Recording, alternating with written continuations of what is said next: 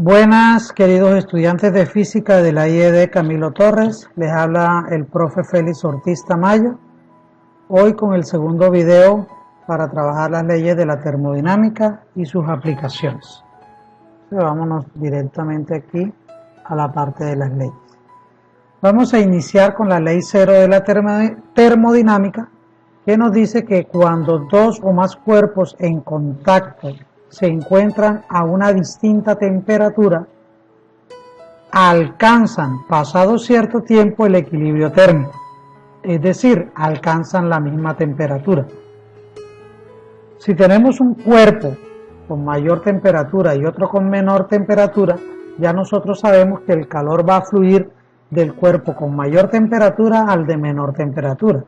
Es decir, que el cuerpo que tiene mayor temperatura cede calor, mientras que el cuerpo que tiene menor temperatura absorbe calor. ¿Hasta cuándo? Hasta que los dos tengan la misma temperatura, es decir, que alcancen el equilibrio térmico. Entonces el calor siempre va a fluir del cuerpo de mayor temperatura al de menor temperatura, y si se ponen en contacto ellos van a alcanzar el equilibrio térmico. Esa es la ley 0 de la termodinámica. La primera ley de la termodinámica es muy conocida. Ella, de manera, digamos, general, se dice que la energía no se crea ni se destruye, solo se transforma. Es decir, que la variación de la energía interna, que vamos a representar con delta de U, equivale al calor absorbido o liberado por el sistema menos el trabajo realizado. Esta es la fórmula que aparece aquí. En otras palabras, la variación a nivel interno de la energía en un sistema de intercambio de energía, valga la redundancia, está dada por el calor que absorbe el sistema, menos el trabajo que se hace para mover las moléculas, que son las que generan la energía. Entonces, el concepto de trabajo aquí es diferente al concepto de trabajo que manejamos de manera cotidiana. Aquí el trabajo está dirigido al desplazamiento de las moléculas. Como hay desplazamiento de las moléculas, entonces hay un trabajo. Entonces, ¿quién realiza o por qué se realiza ese trabajo? ¿O por qué se mueven las moléculas? Porque el sistema absorbe calor. Entonces, cuando absorbe calor, las moléculas se ponen en movimiento, habiendo una variación de la energía. Ese calor absorbido menos el trabajo que se hace para que se muevan las moléculas es lo que le llamamos variación de la energía interna. Entonces, la primera ley de la termodinámica habla de eso, de que si yo tengo un sistema, es decir, ya sea el cuerpo humano o ya sea el cuerpo humano en interacción con otros cuerpos, ese cuerpo tiene una variación en la energía interna del sistema y está dado por la cantidad de calor absorbido menos el trabajo que se hace para mover las moléculas. De tal manera entonces que podríamos pensar en un ejemplo de la primera ley de la termodinámica cuando nos encontramos en reposo, por ejemplo durmiendo. Allí nuestro cuerpo está en reposo y las moléculas están en reposo, tengo la energía al 100%, ¿verdad? Pero cuando yo, por ejemplo, empiezo a trotar, entonces quiere decir que hay una variación del calor, es decir, las moléculas comienzan a moverse y el cuerpo empieza a ceder calor al medio ambiente, es decir, lo que esté alrededor, pues se va a cambiar su temperatura por acción de este calor que cede el cuerpo. Entonces uno se pregunta, ¿y hacia dónde se va esa energía que tenía el cuerpo y que se transformó en forma de calor? Esa energía se va a alguna parte del universo. El calor lo percibe, por ejemplo, la ropa, las personas que están alrededor. Percibimos el calor derivado de que el cuerpo estaba trotando.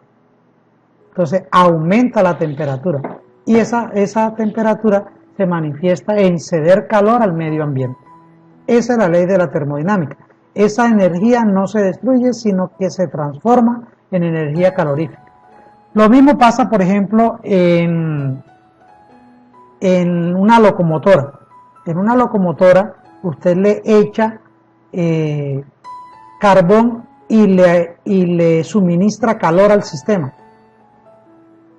Ese calor que está ahí aumenta la presión en forma de gas y esa presión pone en movimiento el motor, transformando la energía calorífica en energía mecánica. Pero parte de esa energía se va a liberar en forma de calor al medio circundante, se va hacia el universo, en forma de vapor, en forma de fricción de las llantas con los rieles por donde pasa el tren.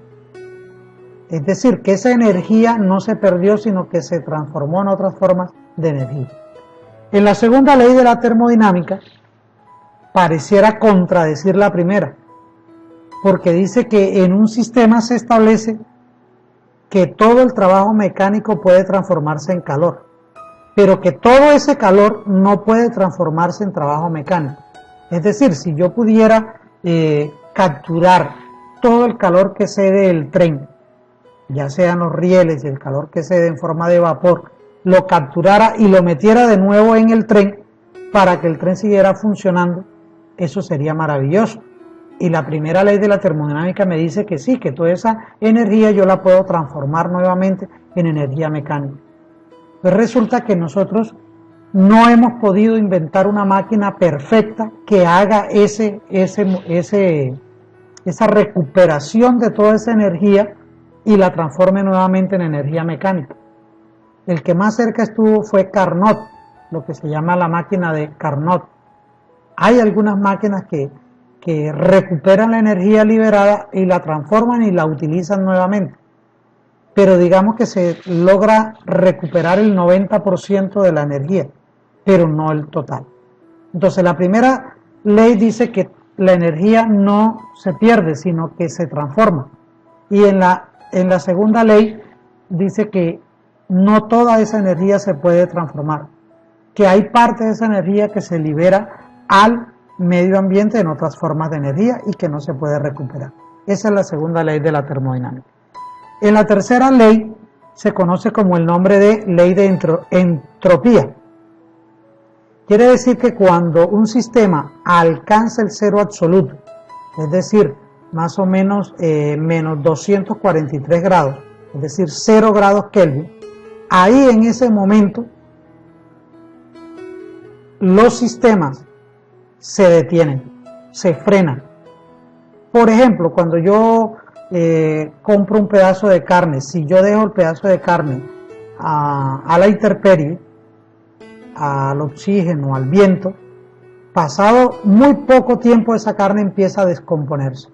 Pero si yo cojo esa carne y la meto en el refrigerador, donde alcance una temperatura de menos 243 grados, es decir, que se congele, que alcance el cero absoluto, ahí entonces se detienen todos los procesos de descomposición, es decir, la entropía alcanza el valor mínimo y entonces se retrasa todo el proceso de descomposición. Esa es la tercera ley de la termodinámica. Cuando hablamos de los gases, entonces aquí hay unas leyes muy particulares. La primera que vamos a mirar es la ley de Boyle.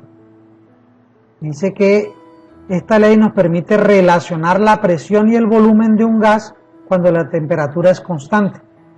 La ley de Boyle establece que la presión de un gas en un recipiente cerrado es inversamente proporcional al volumen del recipiente cuando la temperatura es constante. Y la fórmula, mírenla acá. Mire que la presión y el volumen están relacionadas por un producto. Eso significa que presión y volumen son inversamente proporcionales. Es decir, aumenta una y disminuye la otra cuando la temperatura es constante. Un ejemplo de la ley de Boyle podría ser cuando un buzo se sumerge a, qué sé yo, 50, 60 metros bajo el nivel del mar. El buzo sabe que para poder ascender de ese fondo del mar hasta la superficie, él debe liberar oxígeno en el momento en que va saliendo, porque si no lo hace, corre el riesgo de que sus pulmones revienten, exploten. ¿Por qué? Porque el mar o el agua está a la misma temperatura, o sea que la temperatura es constante. Pero cuando el buzo asciende hacia el nivel del mar, la presión disminuye. Entonces, si disminuye la presión, aumenta el volumen de oxígeno en los pulmones. Si usted no libera el oxígeno en los pulmones, sus pulmones se van a reventar. Entonces miren cómo la ley de Boyle es tan importante. La ley de Charles nos dice que relacionamos la temperatura y el volumen de un gas cuando tenemos la presión constante. Es decir, que la presión no cambia. Textualmente la ley afirma que si el volumen de un gas es directamente proporcional a la temperatura del gas, mírelo aquí, volumen con temperatura. Quiere decir que si yo aumento la temperatura, aumenta el volumen. Entonces, un ejemplo de la ley de Charles podría ser